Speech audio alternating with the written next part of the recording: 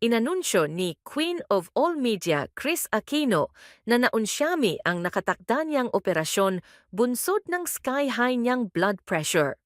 Sa ibinahaging social media post ni Kris nitong Martes, Enero 13, mababasang culprit umano ng pinagdadaanan niya ngayon ay ang kaniyang migraine. This surgery was delayed from yesterday to very soon because my BP was sky high the whole of Sunday. The culprit, my migraine, saad ni Kris. At saipa ni Kris, thank you to my pain management doctor Henry Liu and his entire team for finding the right formula, although Sunday night and yesterday I was given a pharmacy. Pagbabahagi pa niya, tila nanginig daw ang anak niyang si Josh nang sila ay pumasok sa pre-OP area. Entering the pre-OP area, Kuya was shaking and automatically grabbed Bim's hand. I did something right in making sure Bim grew up knowing he'll be responsible for his Kuya, and Kuya feels secure with Bim. Going in, aniya. Sa hiwalay na social media story na siya namang ibinahagi ni Kris nito ring Martes, Enero 13, ibinunyag niya na siya raw ay ninenerbiyos at nahihirapang matulog. Nervous, having trouble sleeping. My procedure was rescheduled because my BP last night was too high. My heart is overwhelmed. Praying for peace, ani Kris sa kaniyang social media story. Matatandaang kamakailan, umapela ng dasal si Kris kaugnay sa kaniyang sitwasyon. Kasunod nito ang pagkwestiyon kung kakayanin pa ba niya ang kaniyang pinagdaraanan. The Christmas-New Year break has been heartbreaking. Kakayanin ko pa ba? Prayers please, I'm sorry for asking again, saad ni Kris.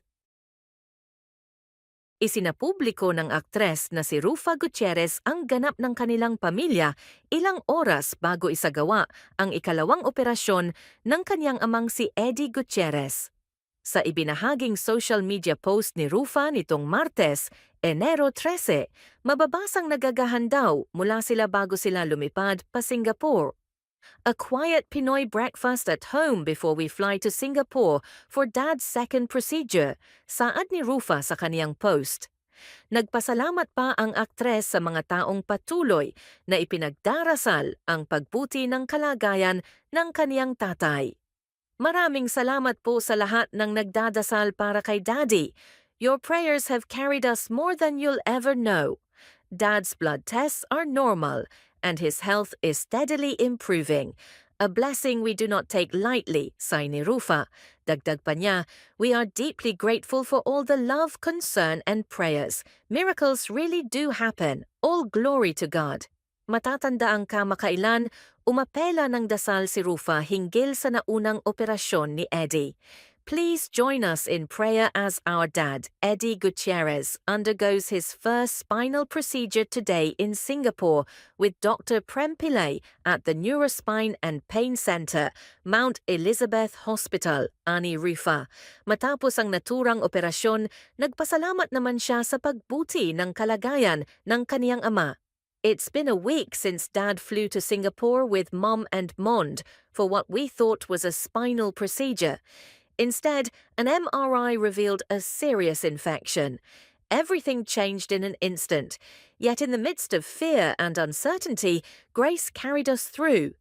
In just 6 days, Dad's recovery has been nothing short of a miracle, Anya.